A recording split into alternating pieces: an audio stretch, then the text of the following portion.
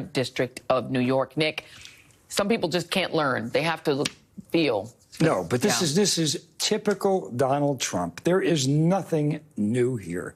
The fact that he was telling Walt Nato that he would pardon him, even if he lied to the FBI, don't worry about it, hang tight, I'm going to pardon you. We've seen that story before.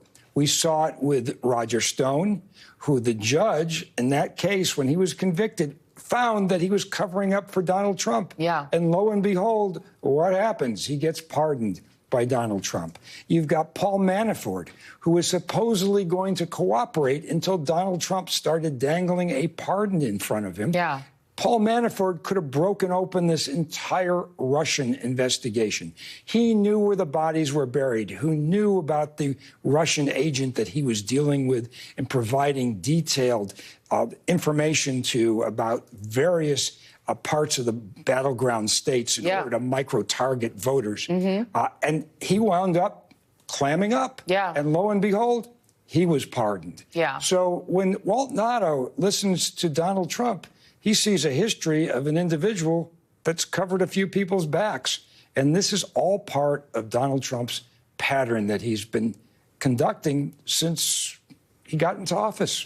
There's something about all of this that feels very mafioso.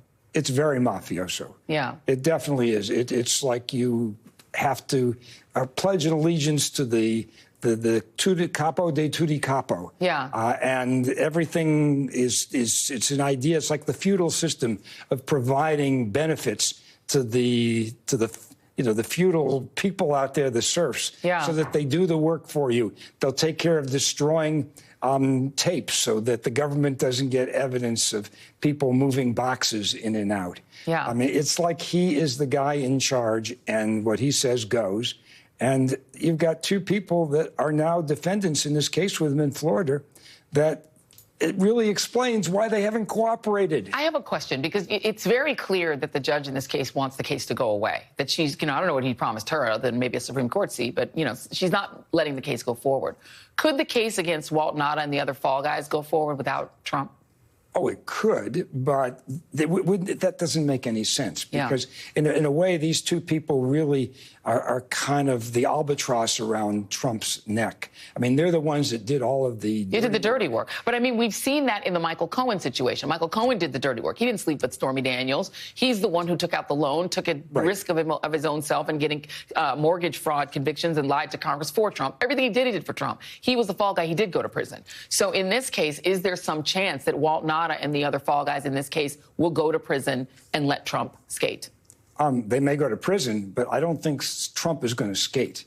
I mean, if the case ever goes to trial. If it goes to trial, that's right. And I think the government is in a weird position right now because right now they know that the judge has backed off those crazy jury instructions that she asked them to do, which is really the most bizarre thing I've ever seen.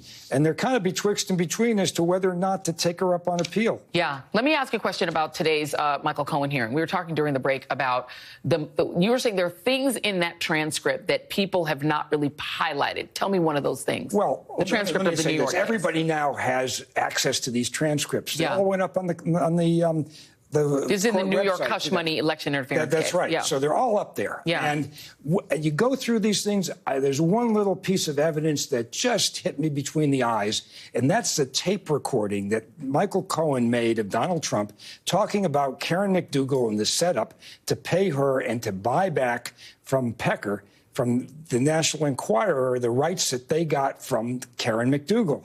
And I always wondered, why the heck did Michael Cohen ever make that tape recording of Donald Trump and not tell him about it? What we know now, if you look at the opening of the DA's opening in there, it's because Michael Cohen wanted to use that tape to convince Pecker that Donald Trump was actually interested in paying that $150,000 to take back the rights to Karen McDougal's story. So Michael Cohen was not telling his boss what he was doing, but yet he was playing the tape for Pecker. Right. And so what you've got is you've got Pecker, who's going to identify the tape at trial. Yeah. You've got Michael Cohen, who's going to identify the tape. And the tape is none other than Donald Trump, who's right in the middle. Yeah. So if there's ever a question about credibility here, that blows their argument about credibility out of the water. Nick Akerman, such a valuable friend to have for the show. Thank you very much, my friend. Thank you. Much appreciated. Coming up.